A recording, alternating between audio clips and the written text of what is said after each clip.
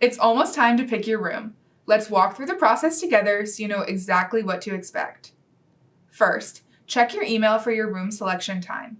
This time is randomly assigned through a lottery and marks when you can start selecting your room. Once that time hits, you can log in and choose your room anytime after. Room selection is just the next step in your housing application. You'll find a link back to your application in the email with your assigned time.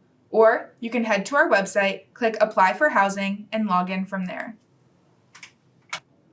Can't remember your selection time? No worries, you can check it right here.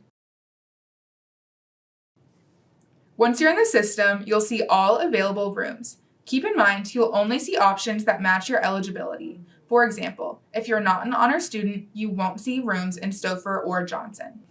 This is a live site, meaning if anyone changes their room, you'll see those in real time. All available rooms are shown at your selection time.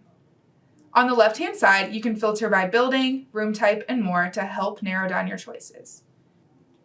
Each room listing includes a thumbnail with the room number, building, and how many beds are still open. Click on a room to view more details.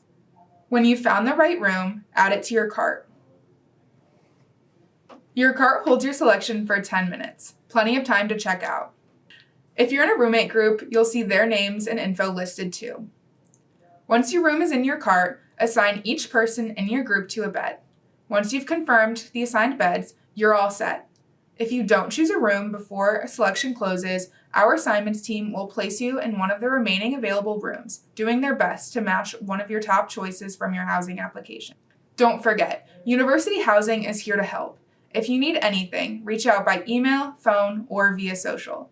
Can't wait to see you in the fall. Go Flashes!